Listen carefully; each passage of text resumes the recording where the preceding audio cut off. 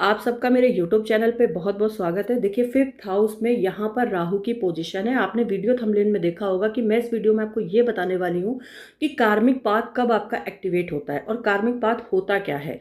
Fifth house जो होता है ये पिछले जन्म का मतलब भाव माना जाता है। ये पिछले जन्म के अच्छे कर्म या बुरे कर्मों को सिग्निफाई करता है।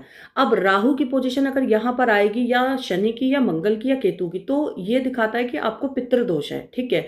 तो अब अगर ट्रांजिट में राहु, यानी इनका जैसे आप देख रहे हैं कुंभ राशि का राहु बैठा है, ठीक है, तो अब ट्रांजिट में भी अगर कुंभ राशि में ही राहु ट्रांजिट कर रहा है तो इसका मतलब है कि इनके इस टाइम पर पितृदोष हावी हो सकता है और इनके लाइफ में कुछ कार्मिक इश्यूज स्टार्ट होंगे। अब किस मतलब चीज से रिलेटेड कार्मिक इश्यूज हो सकते हैं, तो फिफ्थ हाउस जो होता है वो लव अफेक्शन होता है। तो हो सकता है इस टाइम पर जातक का कोई ऐसा रिलेशन बन जाए जो अनरिजॉल्व इमोशंस इसके पिछले पास्ट जन्म से आए हैं।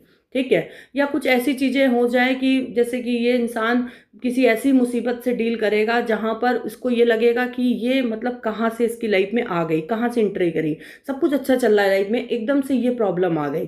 तो ये क्या है, कार्मिक पाथ है। अब किस तरह का कार्मिक पाथ है, तो ये लव अफेक्शन से रिलेटेड हो सकता है, चाइल्ड बर्थ से रिलेटेड हो सकता है, हेल्थ इश्यूज भी हो सकते हैं। और खासकर ऐसे हेल्थ इश्यूज हो सकते हैं जो मतलब ऐसे हों जो मतलब एक अननोन बीमारियां जिनका कोई मतलब ट्रीटमेंट नहीं समझ में आ रहा है, कुछ इस टाइप की एनर्जी हिट कर सकती है। तो अगर आप लोग किसी तरह की प्रॉब्लम में हैं तो आप मेरे को ये वीडियो मतलब ज़्यादा से ज़्यादा लोगों में शेयर करिएगा। अगर आप किसी तरह की प्रॉब्लम में, तो एक बार आप अपना राहु केतु का ट्रांजिट जरूर देख लें, क्योंकि एस्ट्रोलॉजी आपको विजन देती है और आपको ये जानकारी मिलती है कि आपके साथ कब क्या होगा।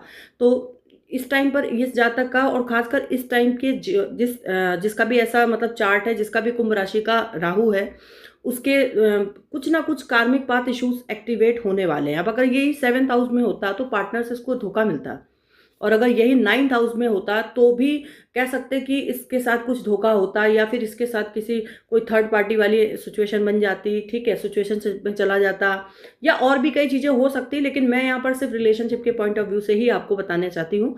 ठीक है। तो आप इस तरह से ही इसको समझें तो आप समझ गए होंगे कि कार्मिक पाथ क्या होता है। जब राहु केतु जिस पोजीशन में आपके जन्म कुंडली में है, अगर ट्रांजिट में भी उसी पोजीशन में आ जाते हैं, तो ये एक्टिवेशन टाइम होता है। जैसे मान लीजिए किसी का 10-12 साल तक कोई रिलेशनशिप नहीं है, या वो व्यक्ति पूरी होल लाइफ अकेला रहा है, सिंगल रहा है, ठीक है, उसकी लाइफ में कोई रिलेशन नहीं रहा, लेकिन राहु केतु अब जब एक्टिवेट हुए तो क्या हुआ, उसका कार्मिक पाथ कुछ एक्टिवेट हुआ। अब उसमें क्या हो गया कि कोई रिलेशन बन गया, जो मतलब रिलेशन बना भी तो वो ऐसा बना कि जिससे ना तो उसको कोई संतुष्टि मिल रही है, ना उसके साथ कुछ वो मतलब खुश है, ना उसके साथ वो रहना मतलब रह पा रहा है, ना उससे दूर हो पा रहा है। तो